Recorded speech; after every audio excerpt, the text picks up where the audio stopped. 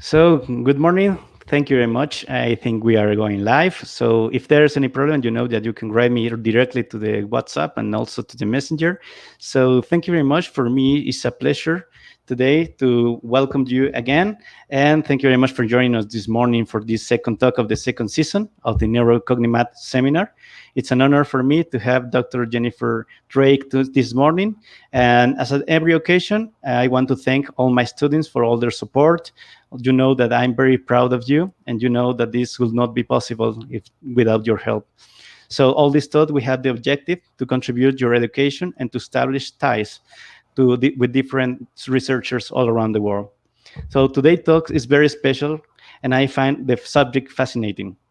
As you know, in the struggling moments in my life in which you could not find hope in the way, the two crucial ideas emerge: these seminars and the ideas of the cognitive and math characters. And I was very interested in Jennifer's research because I love drawing, and particularly with my daughter, and it makes me feel very calm, and many projects have emerged from there.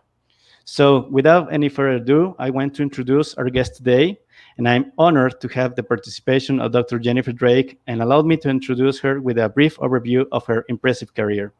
So Dr. Jennifer Drake is an associate professor of the Department of Psychology at Brooklyn College, CUNY. She did a postdoctoral research fellow in the Department of Psychology at Boston College. Also, she obtained her PhD from the Boston College at Developmental Psychology and a minor in statistics. She also obtained her master's degree in Boston University in psychology and 2 BA at the University of Buffalo, one in psychology, another one in dance. She also was instructor at the Department of Psychology in Harvard University, a statistical consultant at Boston College, Massachusetts General Hospital, and California State University, Long Beach, as a project manager in the Health Policy Institute in Boston, also in the clinical research coordinator at the Department of Psychiatry at Shiners Burns Hospital for Children in Boston. She had a lot of publication with graduate and undergraduate students, a lot of honors and awards that I want to mention, just the last one, that is Henry Weiser Award, also the Daniel Bernal Award, the Stuart Trouble Award, and the Rising Star Award from the Associate for Psychological Science. She had a lot of research grants, a lot of invited talks, also some peer-reviewed presentations. She had a lot of peer-reviewed presentations with conference, a lot of research experience, teaching experience. Also, she is an editor from the Journal of Expertise and the Psychology of Aesthetics, Creativity, and the Arts. Also, as a professional service, in the executive committee member at the APA in the Division 10, that is the Society for the Aesthetic, Creativity, and Arts. A lot of media in the radio, in the news. Also, as a professional affiliation, he is a member of the APA in the Division 10 and Division 7, that is also for the developmental psychology. So, Jennifer, thank you very much for this great opportunity to have you today here. So, the stage is all yours, and thank you very much. Well, thank you so much for having me. I'm delighted to be here.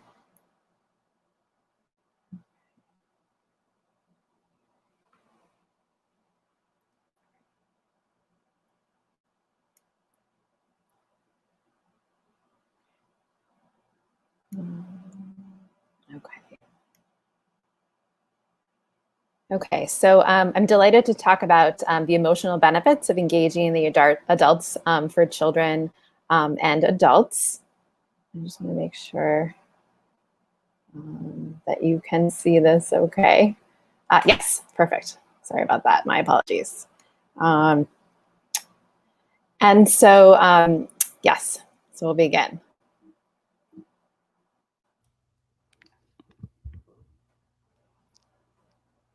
I'm just not sure why it's not advancing here. Well, we can see it, your keynote, but if you want to put it in your full presentation, yes. Okay, so I won't see all of you. Okay, that's fine. So again, I'm presenting my work on the emotional benefits of engaging the adults in the arts for children and adults. So drawing is universal. We have evidence of drawings from the earliest humans, as you can see in this image here from a cave in Lascaux, France. All cultures have some form of image making, whether that be representational or non-representational. Drawing has many functions. It's a form of meaning making, a way of understanding our visual world, a form of communication, a way to seek beauty, and I would also argue a form of emotion regulation. Now, artists have often talked about art as a form of therapy. So these are anecdotal testimonials by artists. So the painter Cezanne said, "Paint, there lies salvation." The author Graham Greene wrote, "Writing is a form of therapy. Sometimes I wonder how those who do not write, compose, or paint can manage to escape the madness, the melancholia, the panic fear which is inherent in the human situation." So in my work, I was interested in how drawing improves mood, or what are the benefits and how does it do that? How does it allow us to feel better?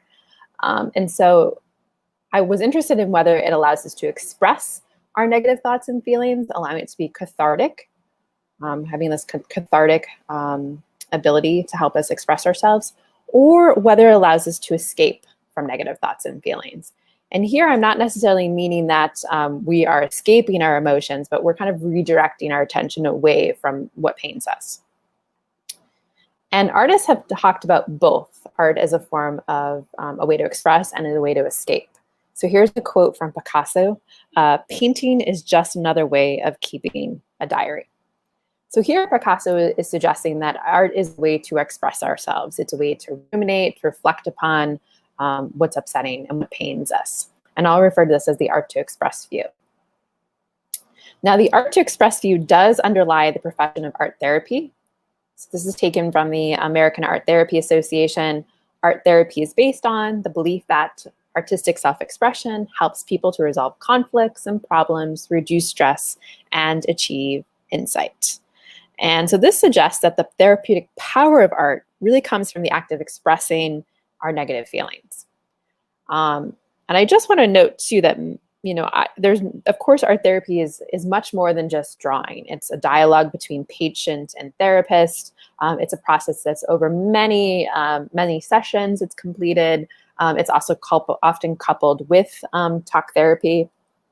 And so in my work, I was really interested in not necessarily how art therapy could improve our well-being, but how the simple act of drawing could help non-clinical populations of children and adults. Now here's a very different perspective. So this is the art to distract view, and here are some quotes from artists. So for me, painting is a way to forget life. So here Renoir is saying it's a form of distraction. It takes him away from upsetting him or what's painful, in contrast to what Picasso had stated. Here's another, "It distracts me infinitely better than anything else." So this is by Van Gogh. So this is consistent with some of the emotion regulation literature, and it's a big, it's a broad literature.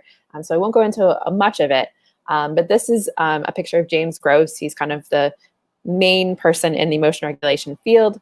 So he was, in one of his articles he wrote, emotion regulation is the process by which individuals influence which emotions they feel, when they have them, how they experience and express these emotions.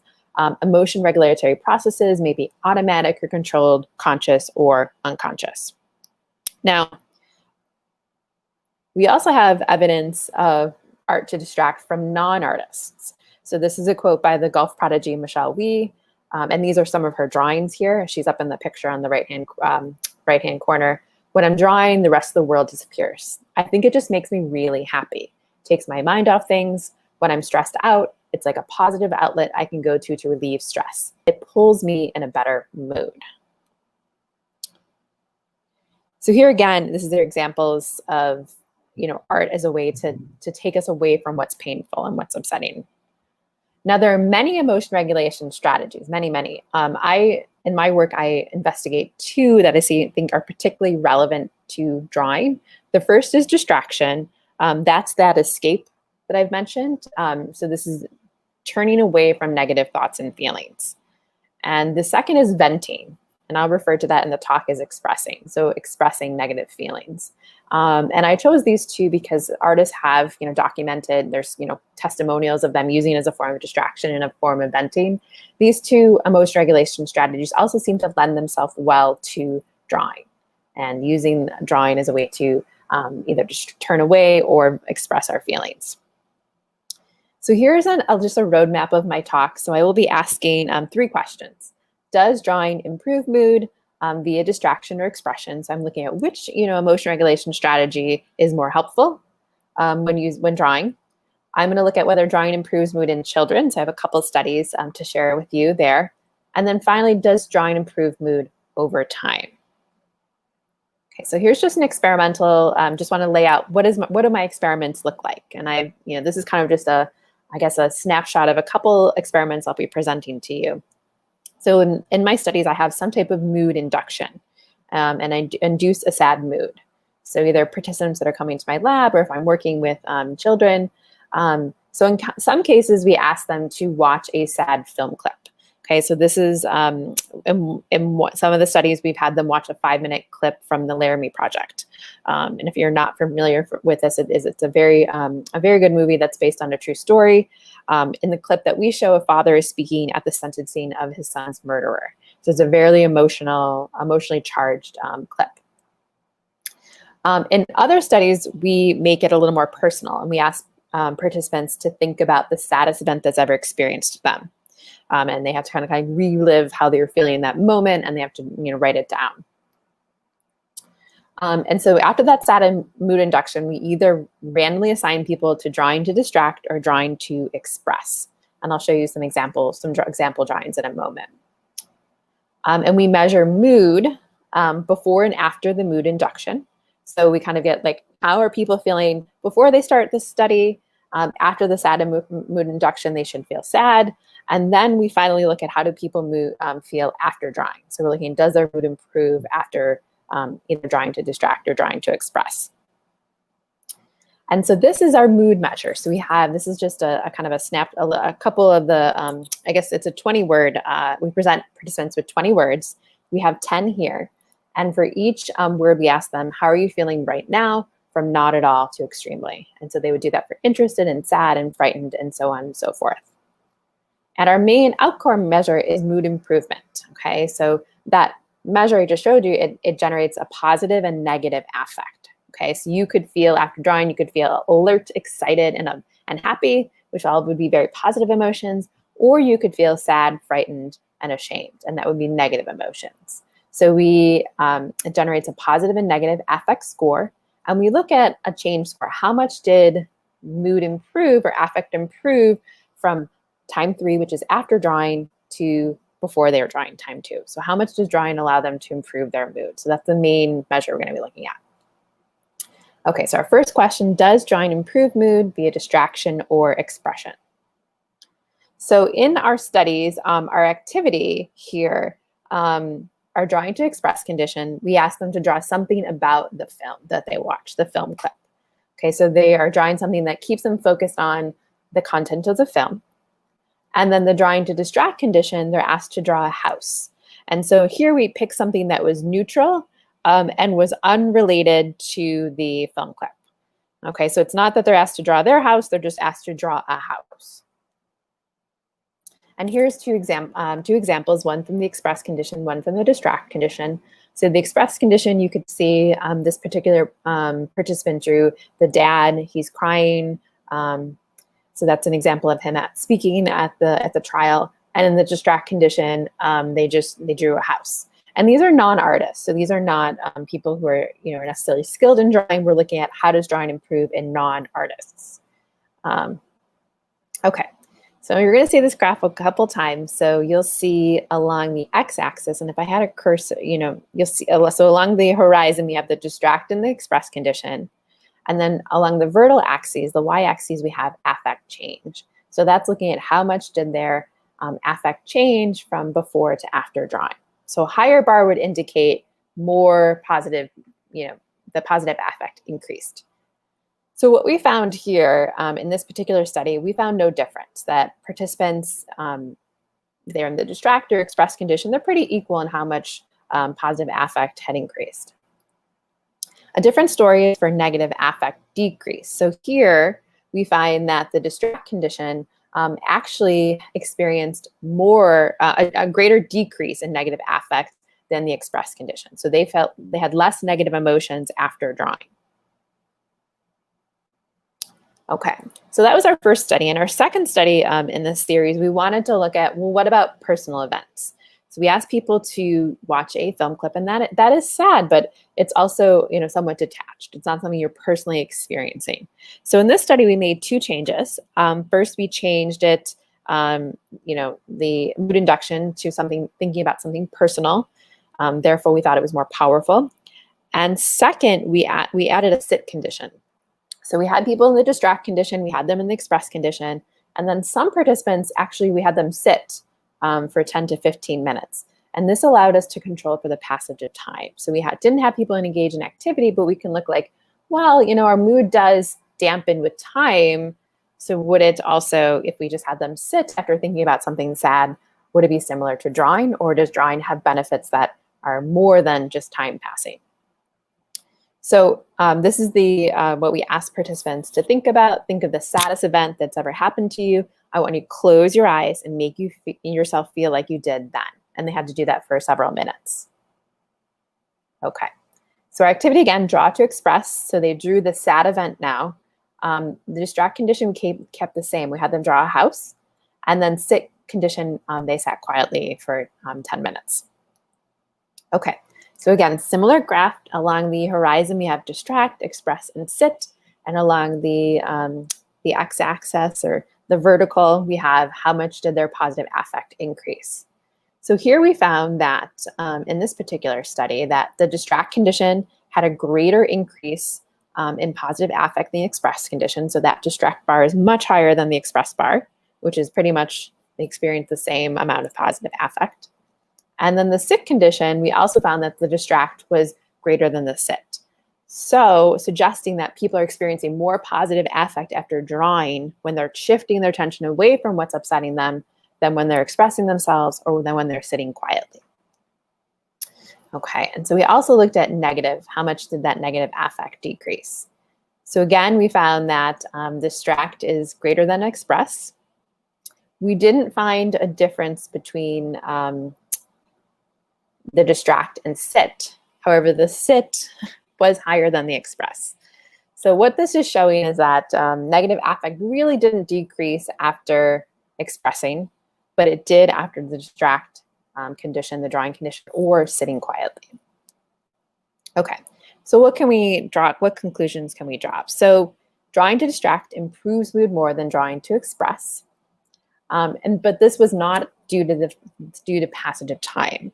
And so what we can say here is that this is really due to the fact that only in the distract condition were you finding that increase in positive affect. Okay, and that may be due to the fact that participants were engaged in an activity that was fun, it was engaging, and in the sit condition, it may allow them to kind of ruminate and think about, you know, negative thoughts.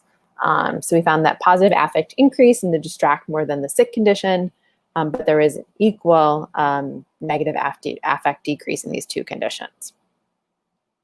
Okay, so our second question was, does drawing improve mood in children? Okay, so I'm a developmental psychologist, and so a lot of my work does look at children. And so emotion regulation is incredibly important for children, and learning to regulate your emotions is a key component of children's development.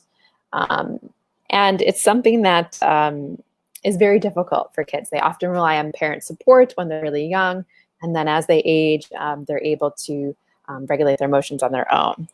But an important aspect of emotion regulation for children and adults is determining which strategies we can use to regulate our emotions. So when confronted with an emotionally arousing situation, which strategies we do. And as adults, we more or less possess that knowledge, but for children, it's a very difficult process, and they're less likely to have that knowledge. What has been shown in this Skinner and Zimmer Gembeck piece from 2007, so they did kind of a meta-analysis where they looked at all of the studies on the different emotion regulation strategies, and they found that for children, and they found distraction is the most common emotion regulation strategy used by children. And that could be behavioral distraction, so that's engaging in activity like drawing, which could be very helpful. It also could be cognitive distraction, so that would be something like thinking about something happy or different, or something fun that would allow kids to regulate their emotions. Now, again, we looked at 2 emotion strategies here, distraction and venting. So we looked at the same ones as the adults. And this allowed us to kind of compare, our children showing similar patterns to the adults that we've worked with. So in this case, we couldn't ask children to think of the saddest event that they had ever thought of. We looked at something, we decided to focus on disappointment. So we kind of made the mood induction what was appropriate for children. So think of a time when you wanted something really good to happen and it didn't. You felt really upset and disappointed. I want you to close your eyes and make yourself think about how you're feeling when it didn't happen. And they did this for a minute. Okay, so they really focus on it. And in terms of our activity, we had children in the express condition, instead of asking them draw, how you're feeling, or we had them focus on the sad events. I want you to draw a picture of the time when you were, unable to go on a play date with your friends, or unable to, you didn't get the toy that you wanted. And then we had the distract condition. We also asked them to draw a house. Okay. And then for our mood rating, we didn't present children with all those words. We actually presented them with these 5 faces. This is very similar to kind of a pain scale you might see in a hospital. So we presented these 5 faces, and we asked them to rate how they're feeling from very happy to very sad. And they had to point to the face that represented how they were feeling. Okay, so for this particular study, we focused on, we worked with children between the ages of 6 and 12. And we broke them into 2 age groups. We have our 6 to 8-year-olds and our 10 to 12-year-olds. So we have a younger and an older group. And we did this for 2 reasons. Why are these specific ages? So, and this is based on what's been shown in the literature. So younger children between the ages of 6 and 8 have found to be more absorbed in the act of drawing than older children. So it may be that this activity is more beneficial for them. We also know that younger children are less critical of their drawing. So around the ages of like 10-ish, 11-ish, children become very critical of their drawings. And so younger children may, be less worried about what their content of their drawing is, and they just kind of like are able to just draw and express themselves. We also tested the hypothesis that older children, those 10 to 12-year-olds, they may actually benefit more from drawing because they play a more active role in regulating their emotions than younger children. So those 6 to 8-year-olds are still relying on parental support. They are able to regulate their emotions on their own, but they do rely on their parents to help them, their caregivers, their grandparents, their loved ones. That is less so in older children between 10 and 12. They're a little more autonomous. They have a little more agency. So they're playing a more active role in regulating their emotions and are relying less on parental support. So we tested these 2 hypotheses. And some of this work was actually completed while I was a graduate student at Boston College. I just wanted to show you this. So one was at the Boston Children's Museum. So here you see that's where the milk carton is. And the second on the bottom, you might see the R2-D2, that's the Boston Museum of Science. So I conducted both of these studies, or a series of studies there that I'll be presenting to you. So this is an example of a child in the draw to express condition. So the little girl on the left, you see she has a sad face. She's in turquoise. She was unable to go on a play date with a friend. And so she was upset. And so this is what she drew. And then this is a child in the draw to distract condition. So this is the house. So children, and I should have mentioned, were given paper and a set of markers. So we didn't give them colored pencils. That's what we gave the adults. But where they were given markers and they're asked to draw for about 5 minutes. Okay, so again, we're going to be looking at how much did their mood improve. So what we find here, so we'll have, you're going to see a couple things here along the x-axis, along the horizon. You're going to see the younger children and the older children. They're going to be separated. And then you're going to see red bars and blue bars. So the red bar is going to be distract, and the blue bar is going to be express.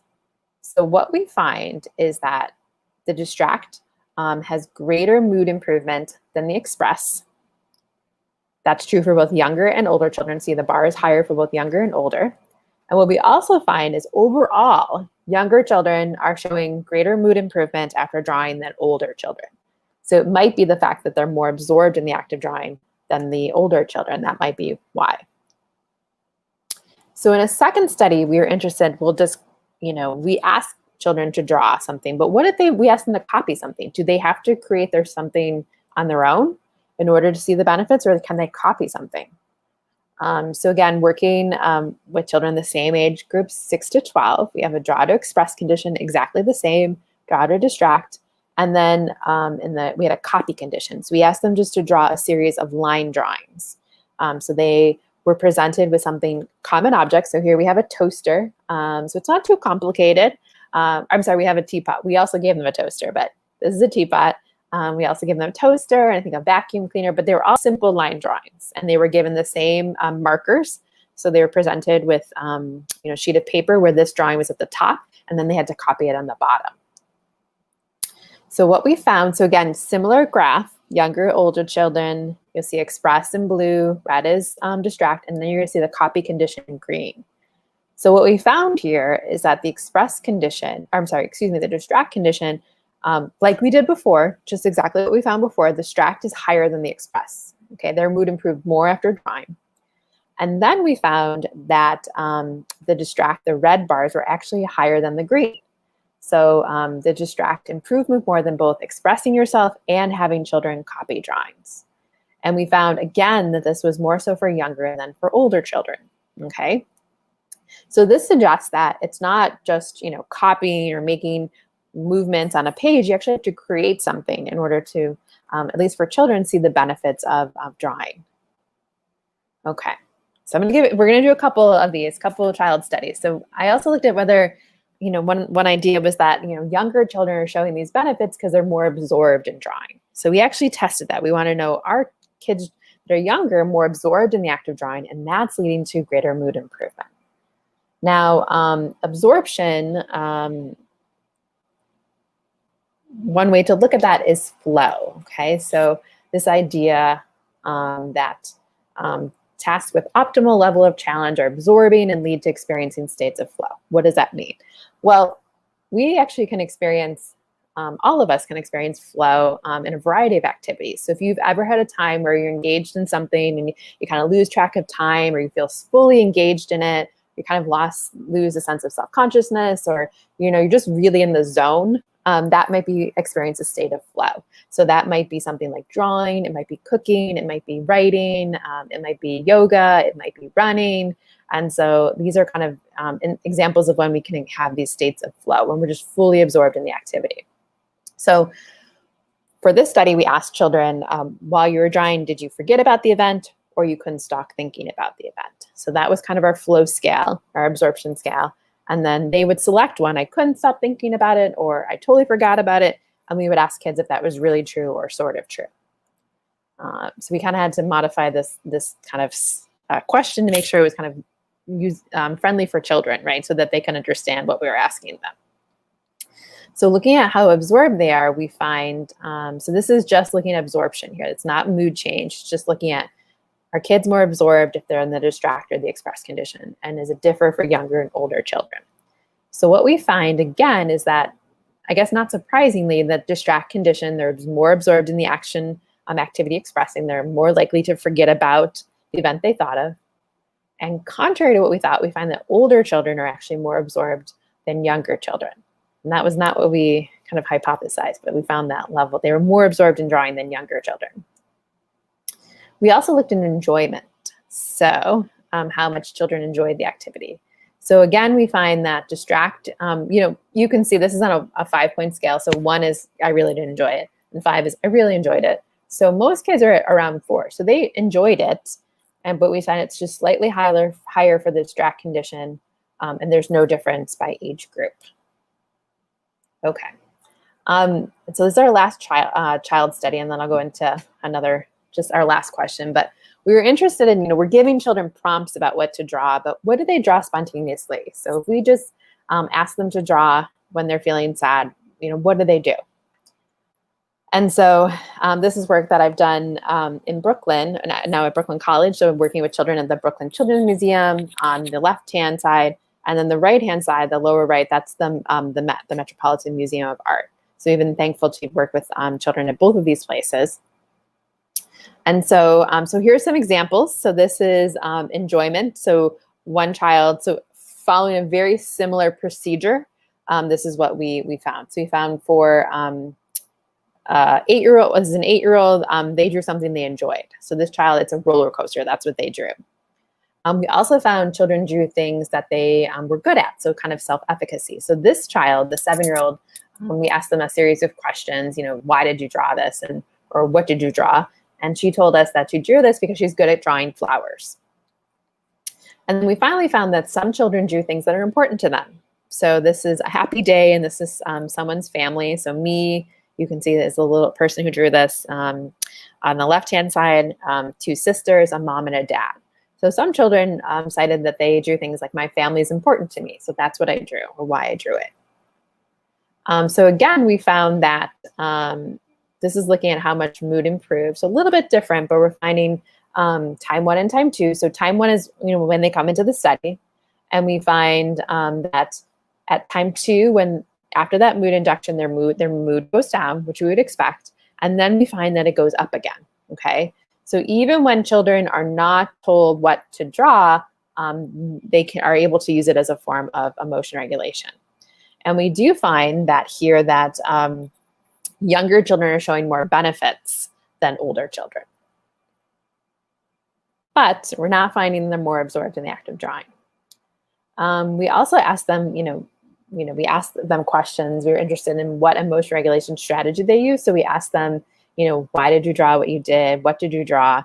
And we coded those responses. And we found that overwhelmingly, so we have purple is the younger children, and turquoise is the older children. So we found that overwhelmingly children are using drawing as a form of distraction spontaneously. Very few are using it as a form of expression. So this is like looking at percentage. So you can see almost like 98% or something are the younger kids. It's almost at 100, right? 100%. They're using drawing as a form of distraction. We also looked at the content of children's drawings. So here we're looking at, what did they draw? Did they draw something they enjoyed? Did they draw something that made them happy? Did they draw something that made them feel good? So here we see, so purple again is the,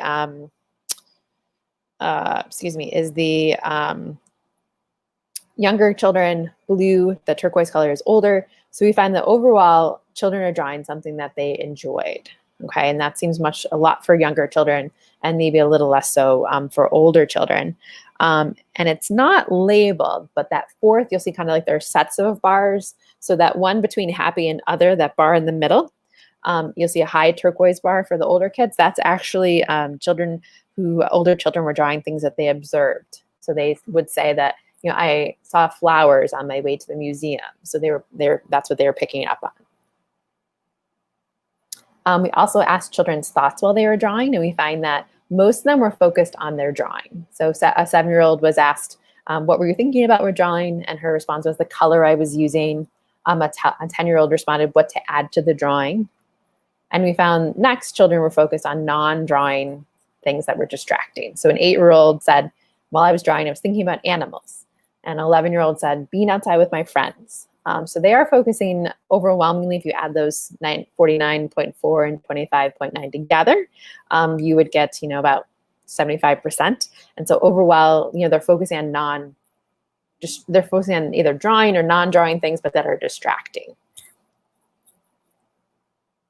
So what we find for children is drawing via distraction is the most effective. It leads to greater levels of absorption.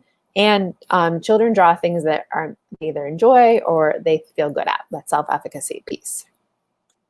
So I realize we're almost, I think I have a little more time. So just quickly, does drawing improve mood over time? So what I've shown you is kind of like a single session. We have children draw for 5 minutes, or we have adults draw for 10 to 15 minutes. But what are the benefits if you draw, weeks or months or days in a row?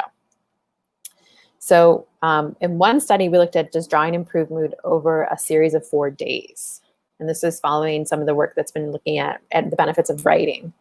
So participant came in the lab, and in day 1, they did the drawing paradigm I presented to you earlier in the talk. And then days 2 to 4, they actually completed drawings in the lab.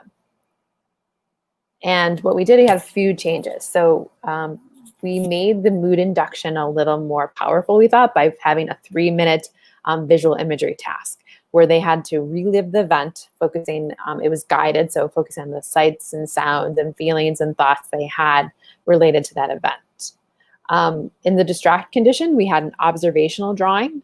So instead of focusing on, a house or a building or something, we had them draw something in their environment, so their shoes or something in our lab.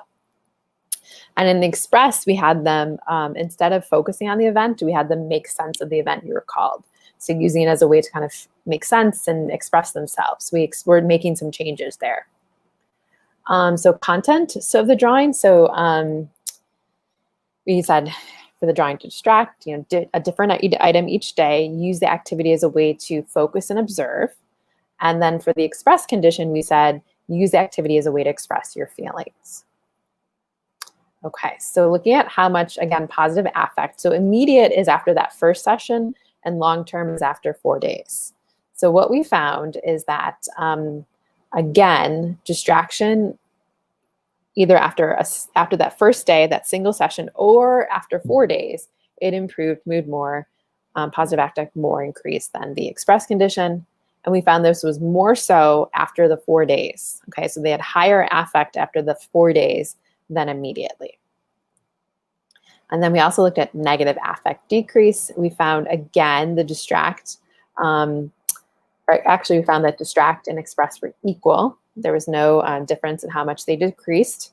But we did find there was a difference in they were having negative affect decreased more after 4 days than after a day, after that single session.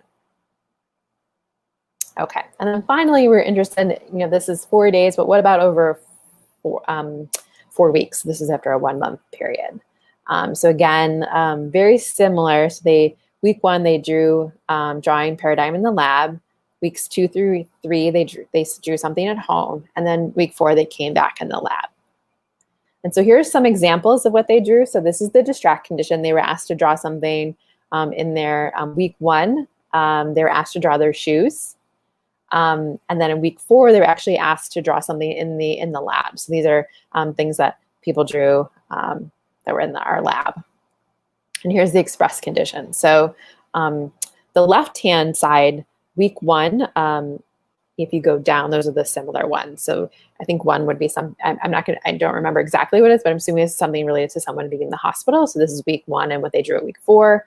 And then on the right-hand side, it's something related to a vacation. So this is what they drew at week 1 on the top and week 4 at the bottom.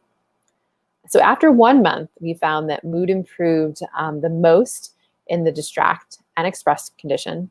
But it was strongest after a single session. And we also looked at some physiological indices. For time purposes, I'm not going to go into detail there, but we found, again, distract was higher than the express, but only after 1 month. Okay, so it seemed that the psychological benefits were highest after a single session, but the physiological benefits like heart rate and skin conductance were more beneficial after a month. So in summary, drawing seems to distract and improve mood more than drawing to express. And so having that opportunity to shift your attention away from what pains you is more beneficial than expressing yourself. And it seems that these are very similar findings in children. So children and adults are showing there's almost the exact same finding, where drawing distract is improving mood more than drawing to express. We know for children that it has to be something they create on their own, that they're not copying. And it also seems that when children draw something spontaneously, they're more engaged. They seem very engaged in the act of drawing, and they're drawing something distracting. And finally, we find that drawing distract improves mood over time, with the psychophysiological benefits also occurring after time. So the work that I've done so far, and I would also say that this is with non-clinical samples of adults and children, seems to support the views articulated by Renoir and Van Gogh that art is a form of distraction, that it's a way to forget life. It distracts people better than anything else. And then I just want to also mention some of the other work. So this, what I presented is all about sadness, So I have looked at, these are with some of my undergraduate thesis students. So we've looked at anger and how anger does drawing allow people to regulate their anger. It does. We've also looked at whether it helps with anxiety, and it does help with anxiety as well. Excuse me. And then finally, we've looked at coloring. So this is from 2017, this the bottom left image with the citation there. And that was when we had that big coloring craze. Wherever we would see coloring, I know at least in the United States, we would see coloring books everywhere. So we actually found that there are benefits of coloring. I had hoped that drawing was more beneficial, but it seems that coloring and drawing to distract are very similar. And then some of my, another thesis student had looked at poetry and looking at comparing poetry to other forms of writing. So that's a work that is Fink and Drake 2016. So I just want to thank all of you for coming to this and for having me. It's really been an honor. And so I'd like to thank these individuals here, especially the research assistants at Boston College and Brooklyn College, because without those students, this work would not be possible. My lab is the Arts and Development Lab at Brooklyn College, and I've received funding from these two, the National Endowment of the Arts and then the PSC CUNY. So thank you. And I know that probably people may have questions, so I'm just gonna minimize that here. Yes, thank you all.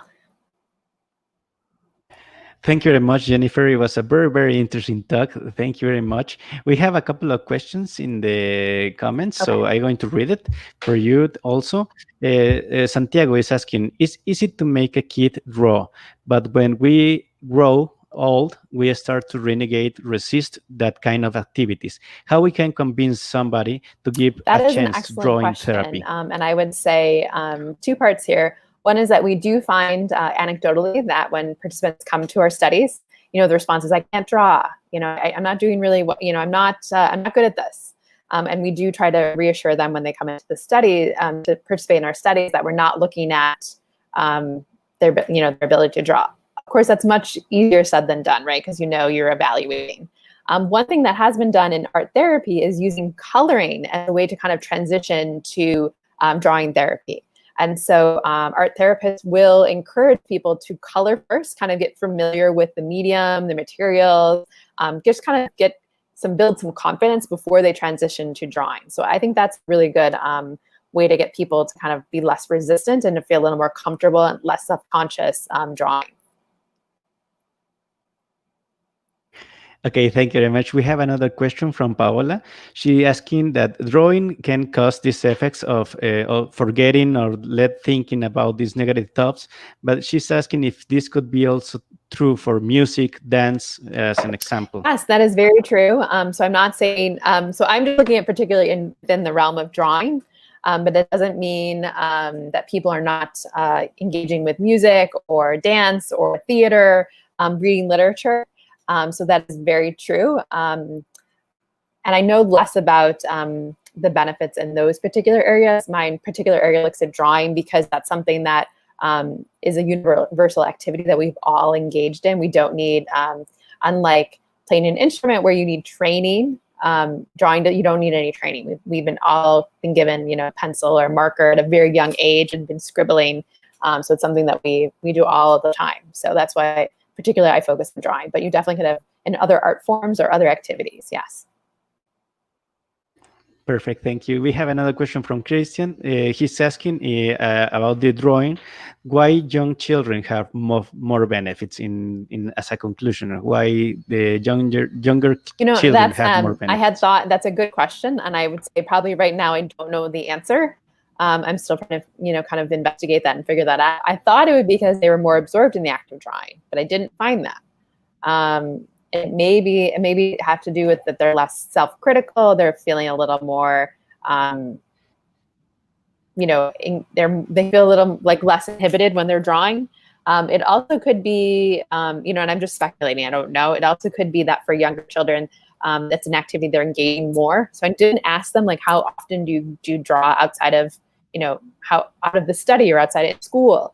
And it may be that their focus, as a 6-year-old, you're in maybe kindergarten, 1st grade, maybe you're drawing more than when you're in 10, 11, 12, in your 5th grade or 6th grade, and more focuses on academics. It could be, but it's a good question. I don't know yet. Thank you very much. Mayra has another question. It is possible to know if drawing via expression requires more complex emotional mechanism, or perhaps it requires more attention? I don't know that. That's an excellent question, and I actually don't know the answer either. Yeah, it would be interesting to look at that, and I don't know whether one emotion. I would have to look at the emotion regulation literature. I don't know if one is considered more involved than the other. Yeah. It could be a possibility of why. Yeah. Perfect. Thank you. Thank you. Andrea has another question. So would you say that the better way to regulate emotions is using drawing as a distraction and eventually developing drawing skills and using them as a helpful emotional tool? Like it's necessary to learn to do it as a child and keep doing as an adult? I don't think it's necessary to, I think it's beneficial for all. And I don't think it's necessary to start as a child. I think you could start now if you wanted to, even if you didn't draw that much as a child. So I don't think it's something where you need to feel comfortable.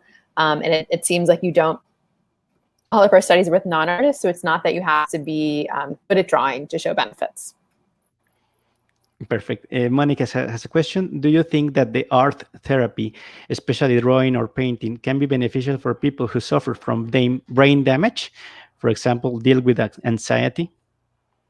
So art therapy has many benefits, and it has been shown to help those with suffering from depression and anxiety.